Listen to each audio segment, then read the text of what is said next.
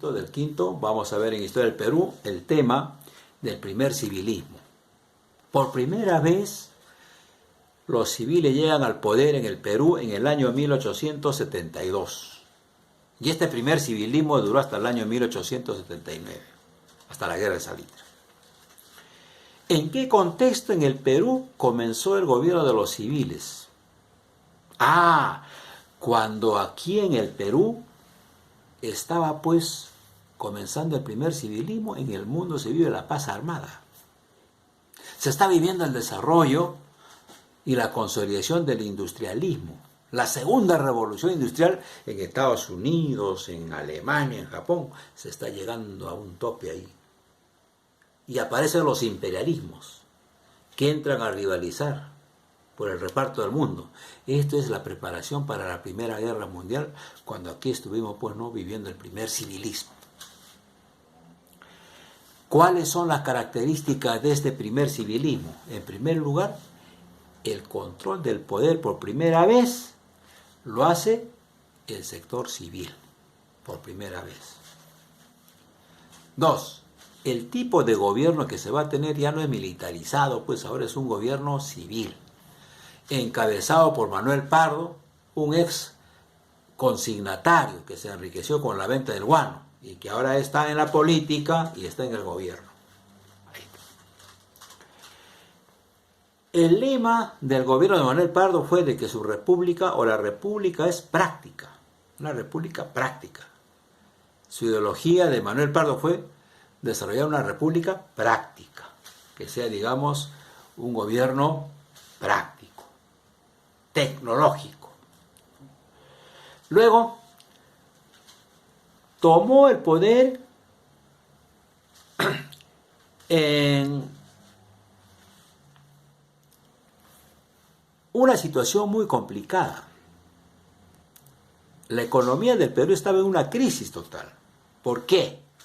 Porque entonces hubo una fuerte caída de la producción del guano, que generó un desequilibrio fiscal. Así que cuando Manuel Pardo entró al poder, había un déficit en el presupuesto. Más habían gastos que ingresos. ¿Cómo gobernar así? Manuel Pardo dijo, bueno, vamos a ver la forma de cómo gobernar el Perú sin dinero, ¿no?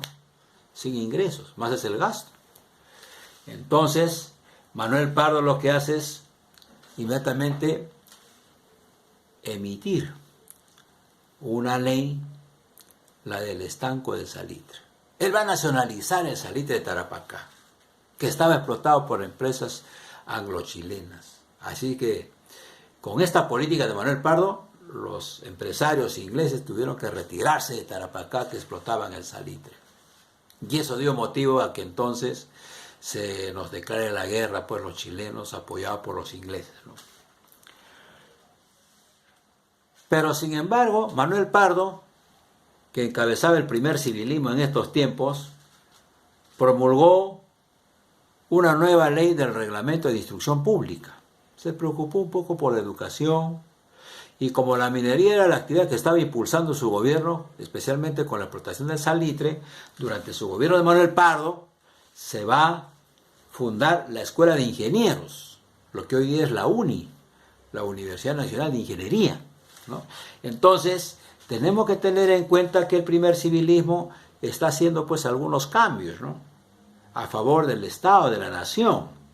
Combatió el expansionismo chileno mediante la firma de una alianza, digamos, con Bolivia y Argentina, que después se retiró, y entonces nos unimos con Bolivia para una supuesta guerra que podía haber de Chile contra nosotros. Era ya, digamos, una situación evidente, ¿no?